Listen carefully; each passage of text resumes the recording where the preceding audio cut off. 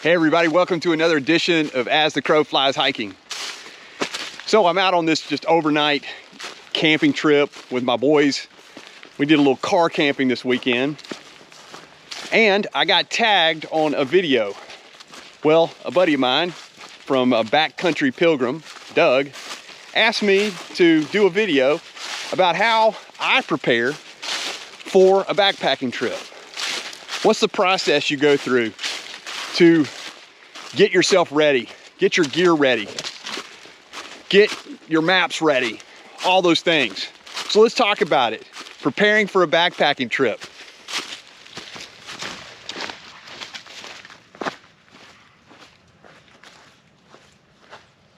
Well, first, I like to take the lazy route, and that is find somebody else to plan it for you. Yeah, that's always my favorite thing to do. Because if somebody else has got a trip together and they're working on the maps, the weather, the trail, the campsites, all those things, I'd rather them do it.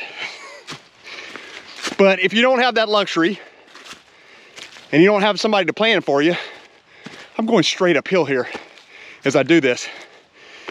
But then you got to do it yourself. So what's your process? Well, if I have to, first I'm going to research the trail. I'll look at all the websites. I'll look at the alliances or the trail maintainers or the internet that has information about the trail. And as I'm looking at it, I decide, what do I need to do? Do I need to do overnights? Do I need to do a loop? Do I need to car camp and then loop around? Or should I just do an extended long trail for 4 or 5 nights? For me, working, I can only do probably the max 5 nights. That's all I can do. So that's where I start. Looking at the websites, looking at the trail maintainers, looking at the maps, and deciding, how do I want to plan this trip? That's number one.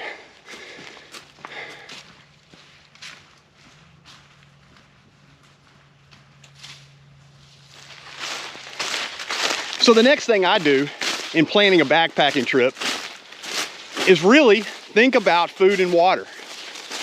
I mean, once you've got your nights down, how many nights you're doing, how many days you're doing, then prepare a spreadsheet. How much water do I need? Well, and that can be decided by, how far away from each site is a water source. That can be gotten from the different websites about the trail that you're going on and things like that. But you really want to know, how much water do I need and how much food do I need on this backpacking adventure that I'm going on? So that would be my next thing that I talk about and decide in my mind what I'm going to do.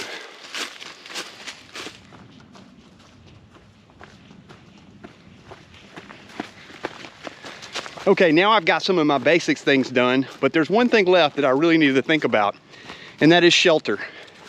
Am I going to hammock camp on this trip? Am I going to have a standalone tent or a trekking pole tent? Or am I just going to have a bivvy and a tarp? Any of those things needs to be thought about when you're planning your backpacking trip, because it makes a difference. What kind of trees do you have out there? What kind of access do you have for hammock camping? Are there flat spots? Is this a rocky place where stakes are going to be essential, and what kind of stakes you're going to bring? But yeah, so shelter, I think, is a big consideration.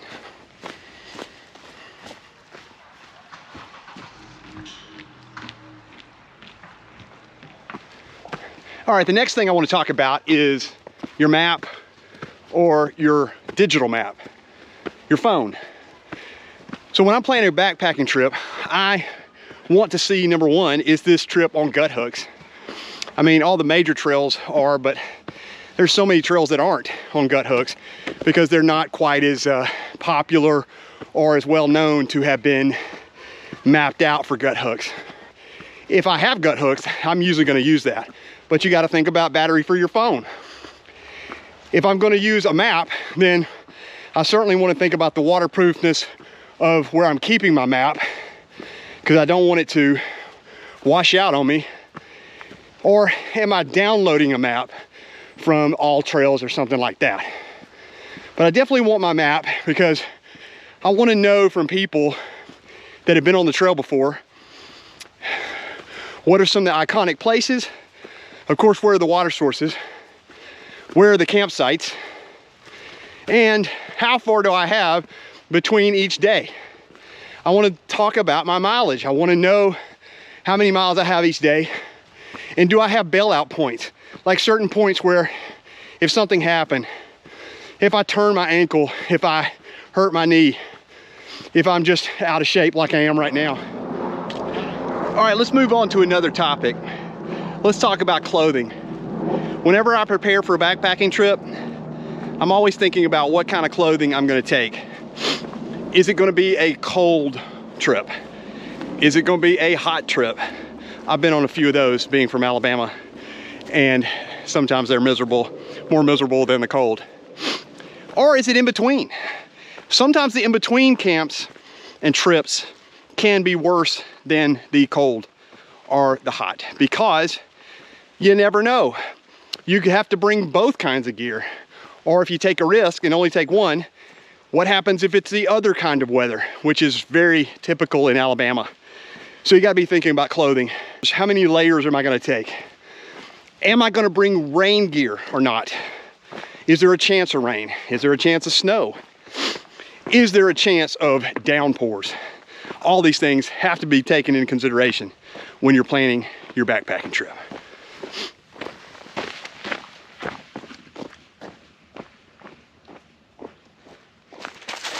All right, here's something that I do that maybe a lot of people don't do. I guess just because the kind of work I'm in, that I always do. And that I always contact the local police on any trail that I'm about to go on. And here's why. I'm always thinking about if I leave my car at a place or I get a shuttle to take me somewhere else, what kind of break-ins have been in the area in the past 6 months or so. The police will usually tell you, at least they'll tell you in generalities what it's like. But you have to kind of take it with a grain of salt, because some police departments don't want to, you know, alarm the public, I assume. But I always ask the police kind of what the area is like. Have there been any burglaries? Have there been any assaults in the area?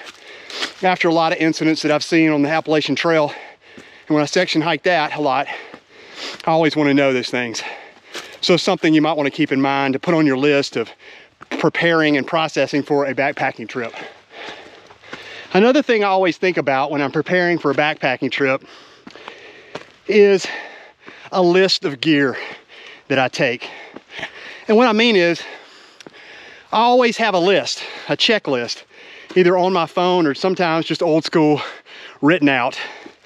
And on that list, I have the things that I always take, the things that I sometimes take, and then the things that I rarely take. And I use that list to check off, because I know that list will give me 95%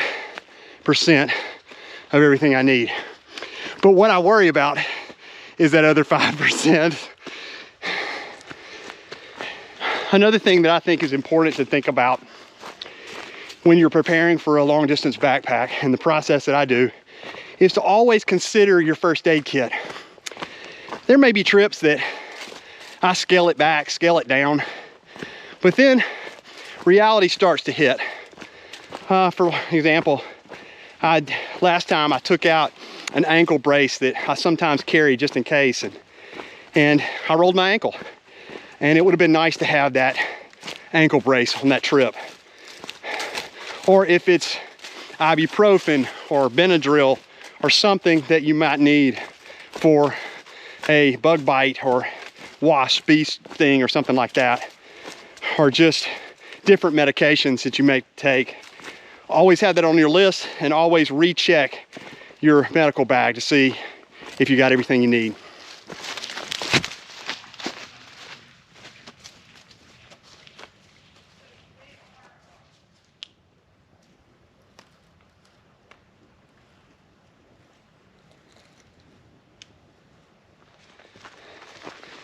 One of the last things that I do in preparing for a backpacking trip is to pack and repack, usually 2 times. And what I mean is, I will pack all my gear up 3 days before I go. On the second day, or 2 days before I leave, I'm gonna unpack, and then I'm gonna repack my pack that night. And then 1 day before I go, I'm gonna do the same. I'm gonna unpack and repack my backpack. Seems like that always cuts down on that last 5% of the things that I forget. It's not foolproof, and everybody has different ways, but it's just something that helped me. Something to think about.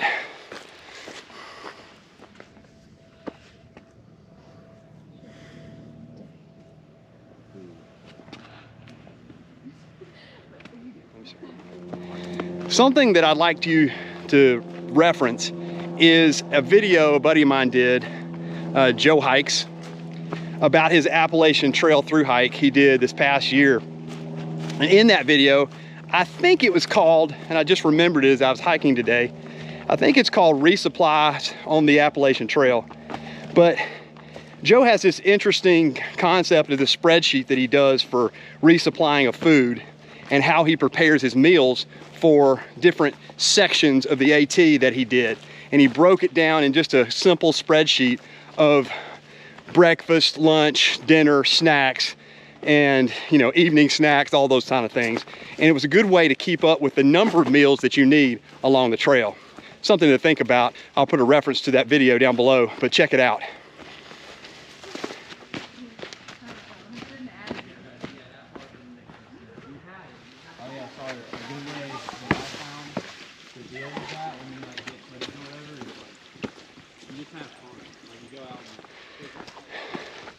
Thank you guys for watching another edition of As the Crow Flies Hiking. I hope you got something out of this little tag video. Thanks to Doug, Backcountry Pilgrim, for tagging me or asking me to be involved in this. Really cool idea. Made me think a little bit about this stuff. I hope there's something you can find in all these things that I've talked about that may help you or add to your list of things to check on and process as you prepare for a backpacking trip. Anyway, guys and gals, I'll see you next time on the next adventure of As the Crow Flies Hiking.